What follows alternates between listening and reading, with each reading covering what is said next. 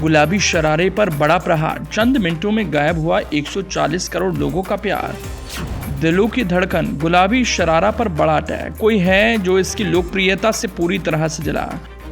गुलाबी शरारा जिसने विदेशों में भी मचाई धूम, क्यों हटाया यूट्यूब से इंद्र आर्या का गुलाबी शरारा गीत, जाने बजा। देश विदेश के लोगों को जिस पहाड़ी गीत ने थिरकने को मजबूर किया था और हर किसी की जुबान पर बस यही गीत सुनने को मिलता था, आज उसी गुलाबी शरारा गीत की लोकप्रियता पर चोट की गई। लोगों के दिलों में इस लोकप्रिय गीत को हटाने के लिए एक ऐसे रास्ते को अपनाया गया जिसे सुनेंगे तो चौंक जाएंगे। एक ऐसे इल्जाम की जद गुलाबी शरारा को लाया गया। इल्जाम लगाने वाले के तर्क को सुनेंगे तो यही कहेंगे क्या बकवास है। तेजी से ट्रेंड में आए कुमाऊनी गीत गुलाबी शरारा को, जिसको यूट्यूब से हटा दिया गया है। कुछ महीनों पहले उत्तराखंड के मशहूर गायक इंद्र आर्या का एक गीत आया था गुलाबी शरारा, जिसने उत्तराखंड ही नहीं बल्कि पूरे देश दुनिया में तहलका मचा रखा था। बहुत कम समय में इस गीत पर 140 मिलियन व्यूज आ गए थे, जिसने कहीं ना कहीं उत्तराखंड संगीत जगत में एक अलग कीर्तिमान स्थापित किया था। बॉलीवुड के कलाकार से लेकर तमाम विदेशी लोग इस गीत पर रील्स बना रहे थे, लेकिन संगीत प्रेमियों को एक बहुत बड़ा झटका लगा है और वो इसलिए लगा है कि यूट्यूब से अब इंद्र आर्या का गीत गुलाबी शरारा हटा दिया गया है। इस गीत के हटने से काफी लोग मायूस हैं। सबके जहन में सवाल है, क्या अपने ही उत्तराखंड के लोग अपने पहाड़ के गायक को उभरता हुआ देखना पसंद नहीं करते? क्या देश विदेश में उत्तराखंड की बोली भाषा का डंका बजाने वाले इस गीत को इस तरह स्ट्राइक देना उचित है? तमाम तरह के सवालों की सोशल मीडिया पर बाढ़ सी आ चुकी है।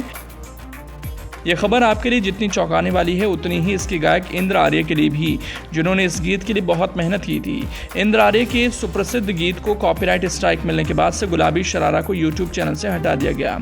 वहीं गायक इंद्र आर्या ने भी गीत को हटाए जाने पर अपना दुख सोशल मीडिया के माध्यम से बयां किया कि किस तरह 140 मिलियन लोगों का प्यार मिट्टी में मिला दिया गया। उन्होंने इस गीत के लिए दिन रात मेहनत की थी और आज अपने ही लोगों को उनकी देश विदेश में फेम और सफलता नहीं बची। अगर गीत के हटाए जाने के कारणों पर जाएं तो एक पुराने पहाड़ी गीत से इसकी धुन को मिलना बताया जा रहा है। इसके बाद से इंद्र आर्या के इस सुप्रसिद्ध गीत को स्ट्राइक दे दी गई। ये भी बताया जा रहा है कि गीत कोई गढ़वाली है और उसकी कुछ धुन गुलाबी शरारा से मिलती हैं। खुद इंद्र आर्या ने भी सोशल मीडिया पर एक भावुक वीडियो साझा किया, जिसमें उन्होंने अपने दुख को बयां किया। इंद्र आर्या का कहना है कि यह गीत मेरा नहीं बल्कि पूरे उत्तराखंड के लोगों का था और उत्तराखंड के लोग इस जीत पर गर्व करते थे, लेकिन चंदा पहाड़ी नाम के एक यूट्यूब चैनल ने इसे कॉपीराइट देकर हटा दिया। और साथ ही कहा कि एक उत्तराखंड के पुराने प्रसिद्ध गायक हैं, उनके गीत से इसकी धुन मिलती थी, जिस पर इंद्र आर्या ने आपत्ति जताते हुए कहा कि वैसे तो लगभग हर गीत की धुन थोड़ी बहुत हर किसी गीत से मिलती है, लेकिन इस तरह से गीत को हटाया जाना जायज़ नहीं। 140 मिलियन लोगों का जो प्यार था वो पल भर में ढेर हो गया। इंद्र आर्या सहित इस गीत की पूरी टीम भी काफ़ी निराश है। साथ ही साथ जो लोग इस गीत को पसंद करते थे उनमें भी कहीं ना कहीं भावुकता देखी जा रही है। फिलहाल यूट्यूब से जिस ऑफिशियल चैनल पर यह गीत रिलीज हुआ था वहां से हट चुका है। अब कोशिश हो रही है इंद्र आर्या के इस गीत को फिर से उस पेज पर लाया जाए।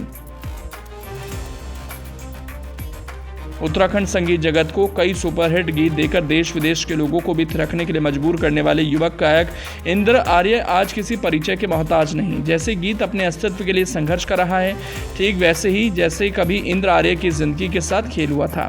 अंतर्राष्ट्रीय जगत में धूम मचाने वाले खूबसूरत कुमाऊनी गीत गुलाबी शरारा को अपनी मधुर आवाज देने वाले युवा गायक इंद्र आर्या कभी शेफ थे। अपने संघर्षपूर्ण जीवन के दिनों को याद करते हुए इंद्र ने कहा, उन्होंने करीब 15 सालों तक राजस्थान, हरियाणा, पंजाब के कई होटलों में बतौर शेफ काम किया था। हालांकि उन्होंने गीत संगीत के गुण बचपन में ही अपनी मां से सीखे थे, जो बहुत सुरीली आवाज में पहाड़ी गीत गुनगुनाती रहती थी, जिस कारण वो भी बचपन से ही गीत गुनगुनाने लगे। परंतु उन्होंने संगीत जगत में कैरियर बनाने के बारे में कभी सोचा नहीं था। मूल रूप से राज्य के अल्मोड़ा जिले के दनिया के पास मौजूद बागपाली गाँव निवासी इंद्र ने यहीं से अपनी प्रारंभिक शिक्षा ग्रहण की।